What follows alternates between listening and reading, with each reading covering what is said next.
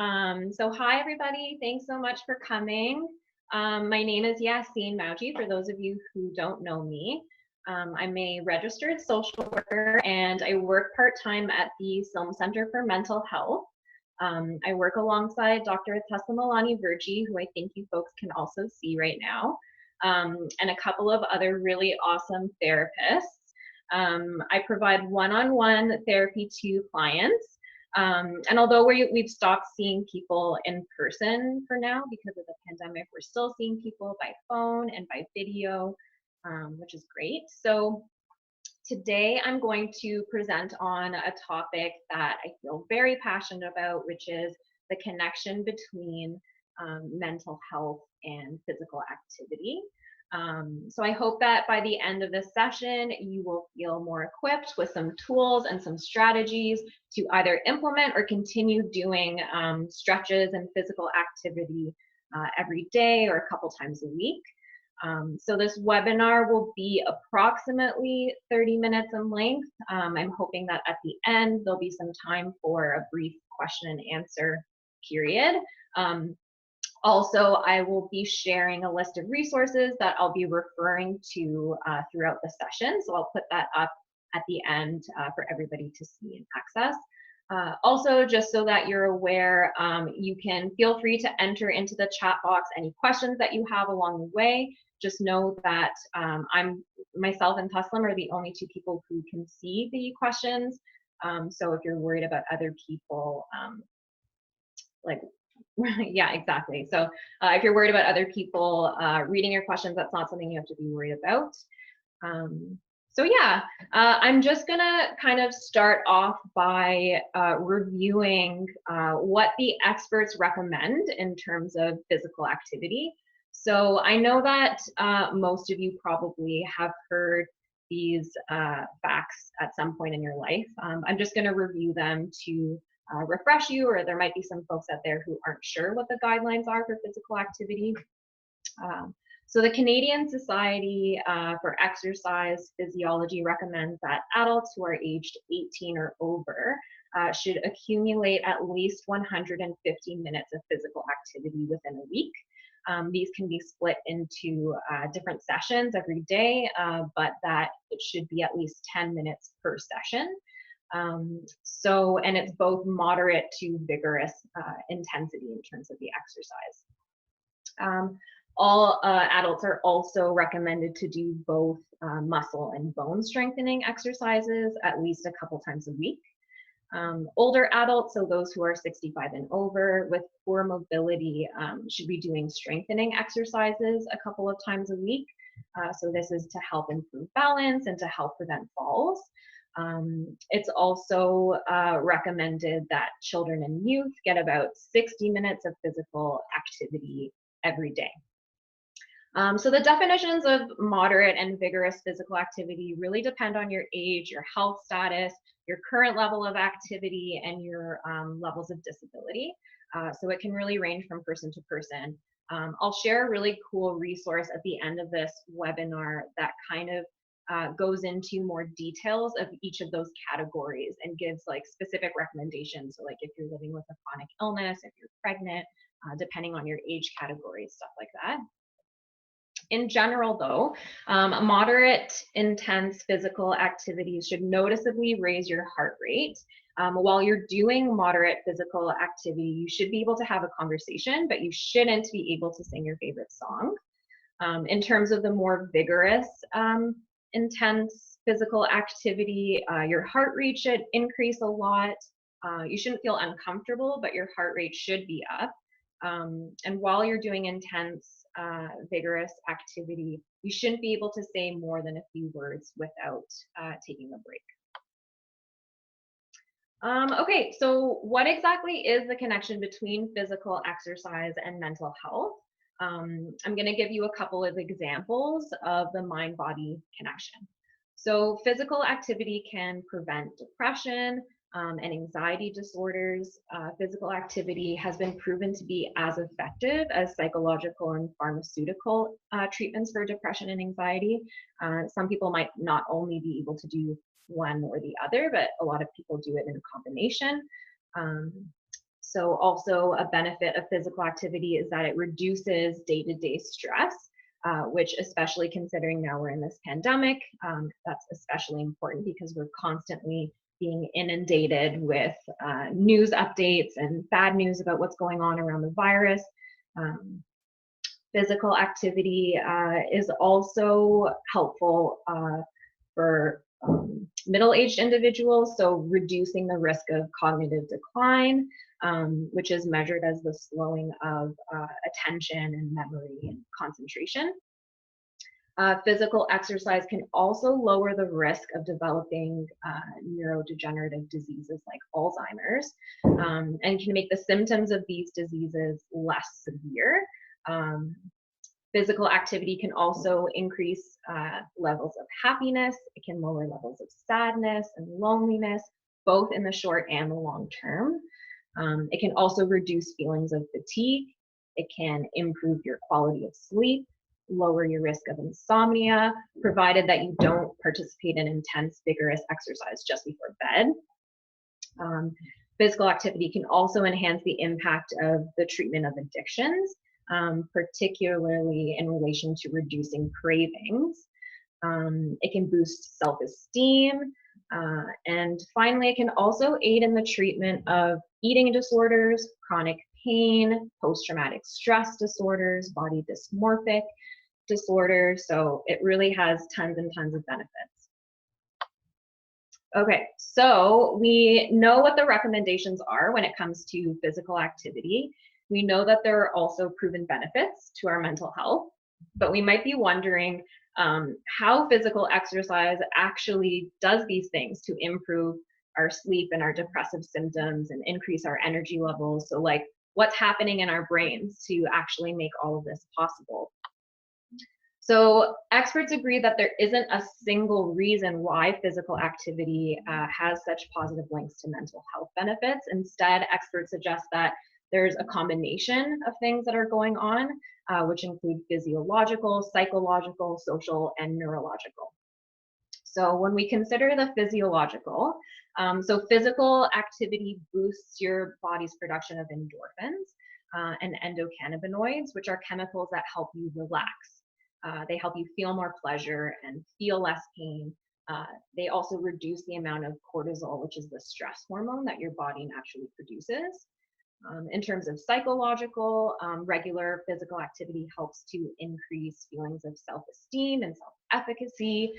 Short bursts of exercise can also make you happier in the moment by interrupting negative trains of thought. In terms of neurological, physical activity helps your brain to use and produce more dopamine and serotonin, which are chemicals that are produced in your brain that make you feel happy. People who exercise regularly also have more blood flow to the brain and therefore better brain functioning, and even have more matter in certain areas of their brain. So for example, the hippocampus, which is associated with memory, which is kind of cool. So the social aspects that I haven't touched on, those are really the aspects that are probably the hardest hit during this pandemic. A lot of the social benefits around exercise are like joining classes with other groups of people. It could be going with your friend to the gym. So it's also like motivating to have people to do those things with, but it's also the social aspect of interacting with other people. So although the pandemic has kind of put a damper on that aspect of physical health, it's not impossible to incorporate still some social aspects of physical activity while maintaining social distancing and doing that. So exercising in the midst of a pandemic can be pretty discouraging. So just today, I know that Toronto announced the closure of a lot of outdoor recreational activities, like parks and beaches and playgrounds. And it might feel frustrating to hear that the list of places for us to exercise is shrinking day by day. We might be left with some questions around, where are we allowed to go and where can I work out to make sure that I'm still being physically active? Which, like, those are totally valid questions. I'm gonna now just share a few different strategies of how you can still stay physically active even during the pandemic. So one thing I thought about is like how to use your commute time. So like if you're a person that works outside of the house, if you think about the time that it usually takes you to get to and from work. So for me, it usually takes me about a half hour door to door, there and back from work every day. So I thought about like allocating this time every day to doing something physical instead, because obviously I'm not commuting to work anymore. But instead of just kind of like erasing that commute time and instead sleeping for that additional 30 minutes, which is super tempting and sometimes necessary if you're really exhausted.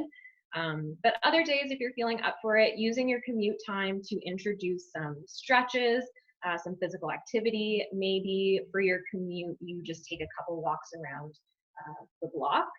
Maybe you introduce some stretches in the morning. Doesn't have to be extreme, but it's a good way to have that time that's already carved out that you can then use towards something else. Another strategy for staying active during the pandemic could be going for walks in your neighborhood, especially finding time when there are less people out and about on the street.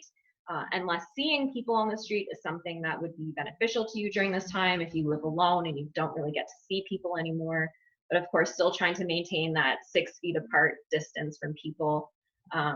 And yeah, if going for a walk in your neighborhood is something you typically do already, what about introducing some additional exercises into your walk? So for example, like if you walk a block, after you walk the block, you stop, you do 10 lunges, then you continue on your walk, or you do 10 squats and you continue on your walk.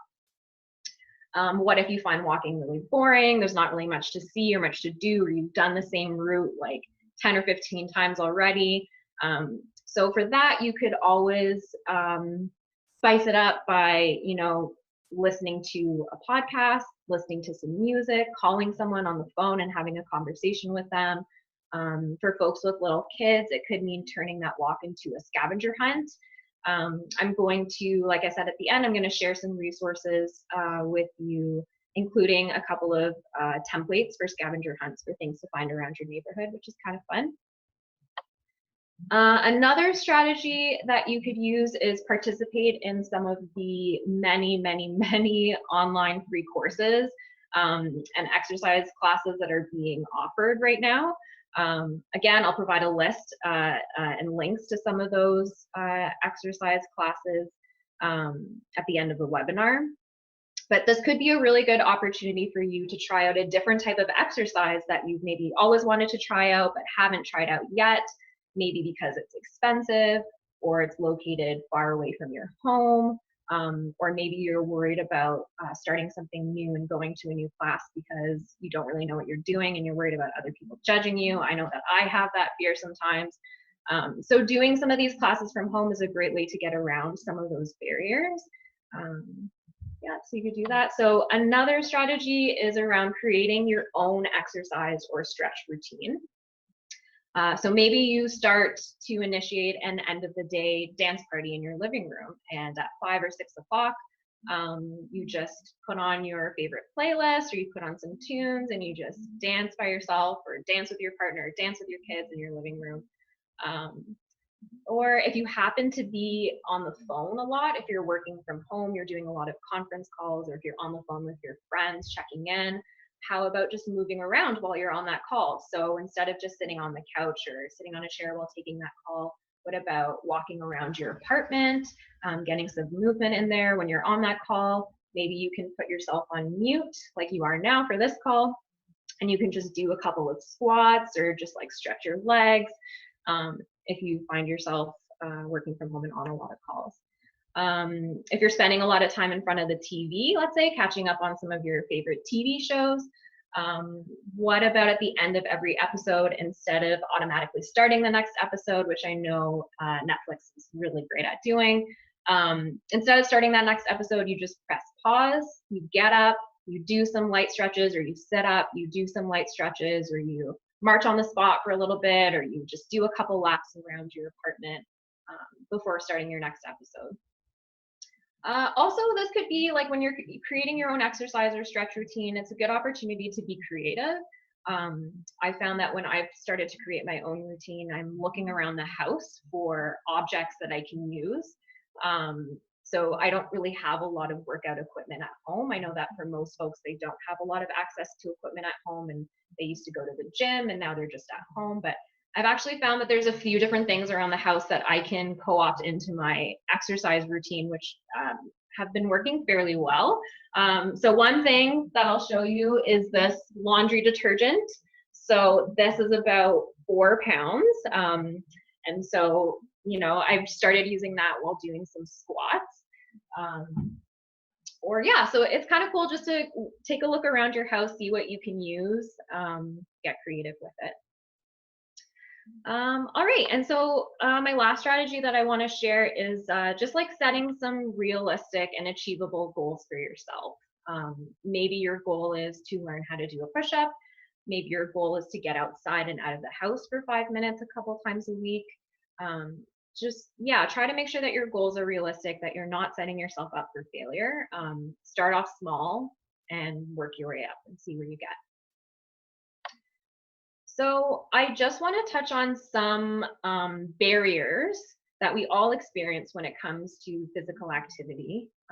All of us experience lack of motivation, feeling super low energy, feeling overwhelmed, feeling hopeless. These feelings tend to change day by day or moment by moment, which is completely normal.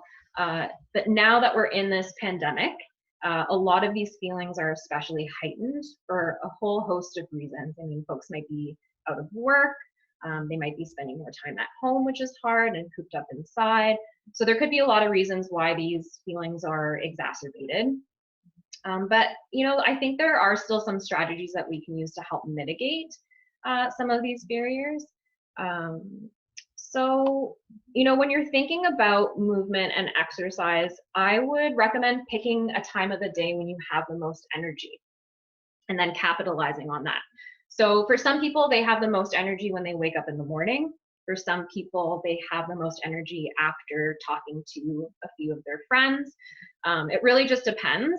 So I would just try to pay attention to when you feel like you have the most energy. And then incorporate some exercises and physical activity in those moments. So yeah, like, and also if you find that you kind of have low energy throughout the day, there aren't peaks and valleys to that, I would say just start small. Encourage yourself to maybe just go outside for a 5-minute walk. Chances are that if you've been successful in leaving your house and going for that 5-minute walk, you'll be able to continue on for another 5 minutes, which is great. The important thing is just kind of taking those initial steps to doing some of that physical activity. Another strategy to mitigate some of these barriers is to create a routine and to try to stick with it. I'm definitely the type of person who thrives on routines. So for this pandemic to happen, to throw all of that out the window is really hard. So creating a new routine might be really beneficial for you. So let's say, for example, that you decide that you're going to start going for a 20-minute walk at lunchtime every day, or do some morning stretches when you wake up. Just remember that it takes time to build a new habit and to build a new routine. So if there's a day or a week where you're not following through on your routine, don't be so hard on yourself. Every day is a fresh start, so just try again the next day, and ask for help to keep you on track. And use your apps on your phone, like you can set alarms or reminders. I know that it's, at least for me, it's been kind of hard to keep track of the days. It seems like some days are just blending into the next as we spend more time inside. So setting an alarm or reminder on your phone or asking a friend to check in with you could be super helpful in terms of keeping you on track with your routine. Another strategy to help mitigate some of these barriers of like hopelessness and low motivation, low energy, is to pick exercises that you actually enjoy. So for some people, I know that might be an oxymoron to pick exercises that you like doing. But I'm sure that with all of the videos that are out there and things that are being circulated, you might find something that you haven't tried before that you actually really enjoy. For example, if you really love dancing, why not throw on some tunes and throw yourself a little dance party in the living room? Dancing certainly gets your heart rate up. And if you live alone or with an animal, the best thing about throwing yourself a dance party is no one is there to judge you for your awesome dance moves. So yeah, like I said, just kind of explore the options that are out there, the free classes online.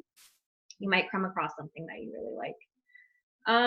So another strategy is to ask your friends and family to help you. So if you find that exercising alone is tough, if you're typically a person who goes with a friend to the gym, or goes to different classes for that social aspect of exercise as well, reach out to a friend who you can exercise with, but like at a distance. So like maybe on your 20-minute walk around the neighborhood, you call up a friend and you have a phone chat with them for that 20 minutes. Maybe you send your friends and your family mini challenges of things that you can do to stay active. So for example, I challenged my family to a dance-off. So each one of my family members picked a song of their choice, and they danced for about 30 to 60 seconds to the music, and sent around their videos to each other. And this was super great exercise, and it was really fun, and also it made us all laugh and smile to see each other's dance moves and really have fun with it. So I'm glad my family was up for that. So another strategy to help mitigate some of these barriers is to write down how you feel. Like kind of keep a diary or a log of how you feel before you exercise or stretch, and then after you do your physical activity. So try to keep track of things like your mood and your energy level. Do you notice that after you work out, you have a boost in your mood? Maybe you feel like you have a little bit more energy. Even if it's a minimal difference, it might still be worth keeping track of, especially, you know, during those moments where, or days that you have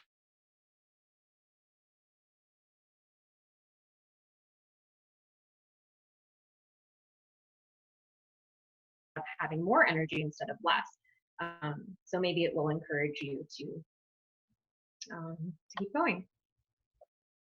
So finally, like a last strategy in terms of mitigating some of these things is really just being kind to yourself, listening to your body, and just doing the best that you can. So there's a lot of pressure right now to create new habits, to like work on yourself and participate in all of the free online content, and it can be super overwhelming and debilitating sometimes. So it's okay to only do some of the things. You don't need to do all of the recommendations all of the time. So yeah, just please be kind to yourself and compassionate to yourself, and just listen to your body. Okay, so that kind of brings me to the end. Before I wrap up, I'm just going to go back to talking about Silm Centre for Mental Health a little bit. So for more information about the services that Silm Mental Health offers, or for upcoming webinars like today's, please feel free to check out our Facebook page, our Instagram, our website. I'll post that all up here for you to see afterwards. But if you know of anyone who's going through a particularly hard time right now who could benefit from speaking to a professional, please feel free to connect them to us. We provide ongoing therapy. We also provide single session therapy, and we offer a sliding scale. We really want to make sure that these services are available to as many people as possible. So if you know, payment is, or like, you know, being able to afford it is an issue, that's something that we would really like to work on with you. So yeah, and then, so I'm going to share my resources with you in a second, but I'm also going to just challenge you right now when this session is over and when you log off, if you're up for it, I'm going to challenge you to do something that's physically active. So whether that's walking around your apartment a couple times, whether that's doing some stretches and like your neck, your back, whether that's doing some jumping jacks or some squats, just try to pick one thing, stick with it for a couple minutes, and then post on our Facebook page, or I guess this event page, let me know what you ended up doing and how it was. Okay, so I'm just going to try to share my screen, unless Paslin, you have anything to say for right now. Should we do the questions that have been asked after you share the resources? Just in case that answers something. Okay. Yeah. So let me share the resources first. Let's see here.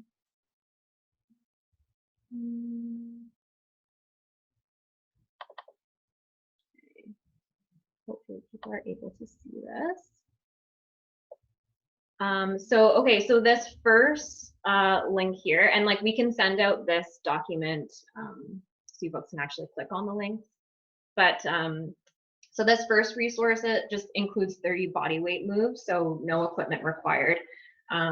It's really cool because they include a description of what the move is, and then they do an accompanying brief video clip, which shows how you actually do the exercise correctly, which is nice.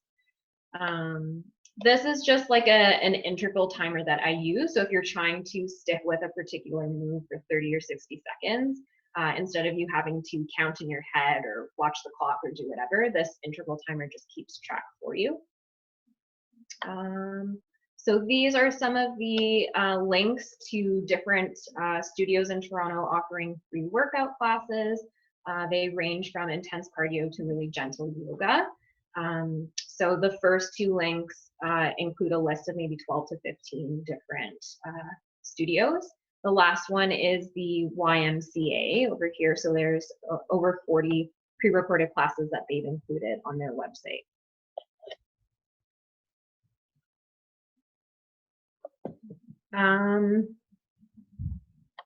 This is a link to YouTube. So YouTube can be a really good source for targeting stretch videos.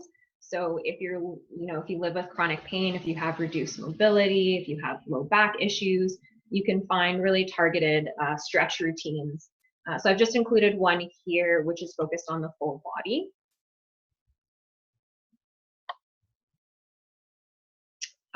This is the link to a scavenger hunt that I was referencing earlier. So if you want to take your kids out for a walk and have them find different things around your neighborhood, I think this link includes 2 free printable scavenger hunts. I mean, you can also just add your own things. I've noticed when I'm doing walks in my neighborhood, lots of neighbors are posting pictures in the window so that when people pass by, they're met with really hopeful or colorful messages, which is really nice. So these could be added to the scavenger hunt too. This is a link I was referencing.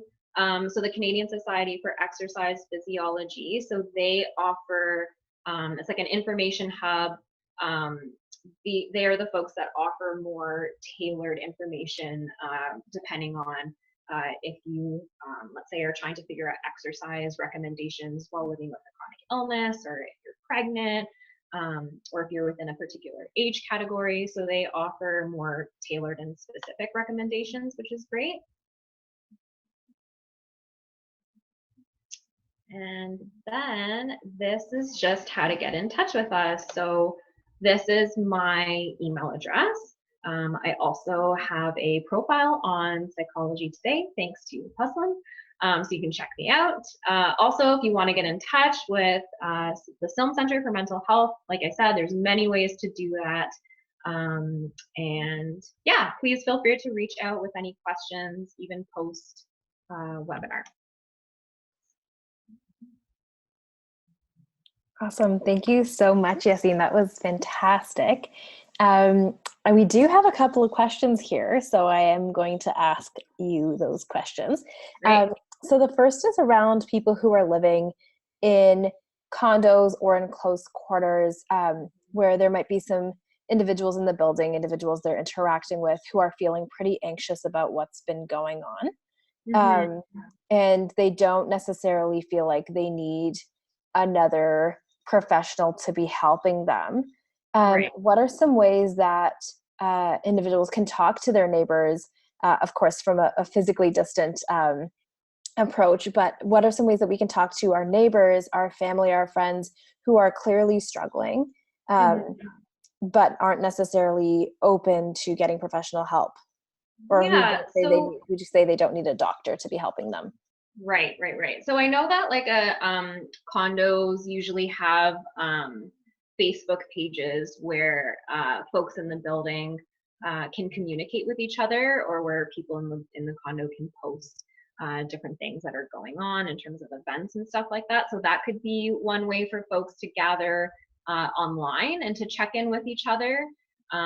Maybe, you know, posting like some tips and tricks for how other people are getting through this time and what's worked for them, offering to just check in with people. Yeah, that's kind of what I'm thinking of. Yeah, that's great. Thank you. The other question is around, you know, a lot of people are feeling really overwhelmed right now. Maybe it's because they're working from home and they're feeling like their workload has increased, so they actually have less time than before, or just Mhm. because of all of the changes going on and they're feeling emotionally overwhelmed by that. Right. And so they're not necessarily finding the time, energy, or motivation to be physically active. What are Mhm. some recommendations that you might have for those folks?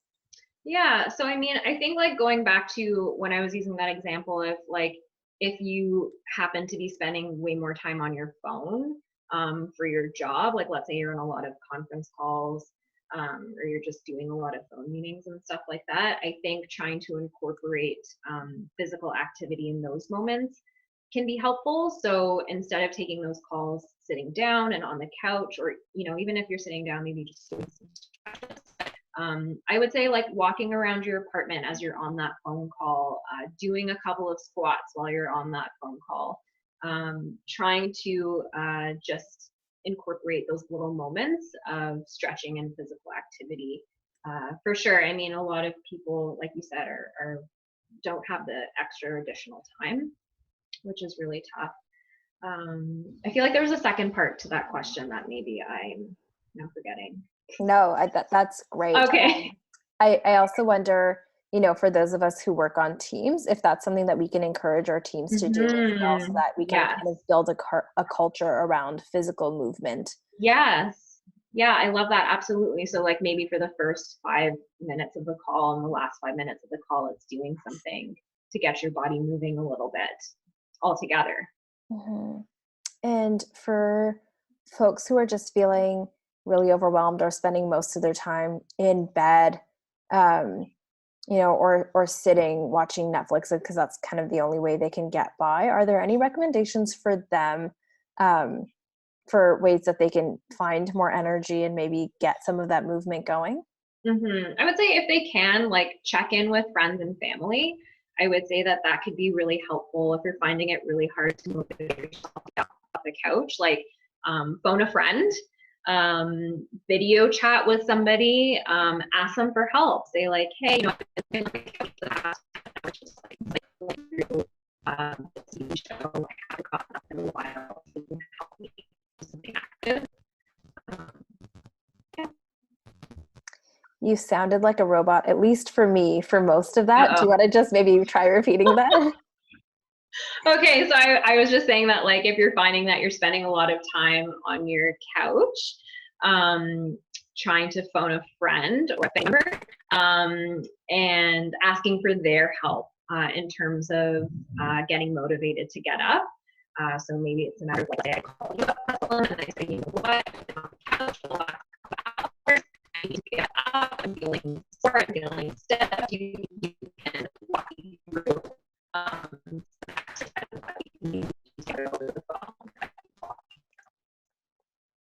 So again, like a robot, I hope it's not just for me, but I want to maybe just try to reiterate just in case. And so what I'm hearing you say is call a friend, call family, and talk about how you're feeling and maybe ask for some help and support, not only around how they're feeling emotionally, but also Yeah, around actually moving together. yeah, Okay, yeah, yeah. cool. Um, and yeah, I wasn't the only one hearing the robot. That's good. Oh, oh no.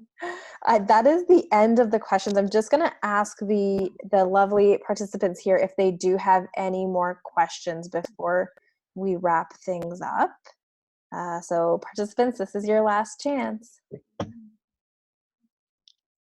We'll maybe do a little dance while we wait, and we'll give it 10 seconds. All right, I think that is it. So, Okay. Yasene, one thing that we had talked about was making the list of resources available on the Facebook page. So we'll put them Yeah. on the Facebook event as well as on the actual Facebook page for people to access. Is that correct? Yeah, that's awesome. Yeah. Yeah. Perfect. And if anyone has any more questions, they can just reach out to you. Yeah, absolutely. I will just leave, maybe I'll just share this page again. So like in case folks are looking for ways to get in touch with me or with you or with anyone else from Silm. But yeah, please reach out with any other questions that you have, or like I said earlier, if there are other topics, things that you want talked about. Check out the Facebook page for more upcoming webinars. And yeah, thank you so much for listening in and watching, I guess. I'm going to do a little plug-in for tomorrow's webinar on Yes, working from please. home while managing well-being. And so that's going to be at 6 p.m. tomorrow, and you can register for that through our Facebook page as well. Awesome. Thank you so much. Thanks so much for attending, everyone. Bye.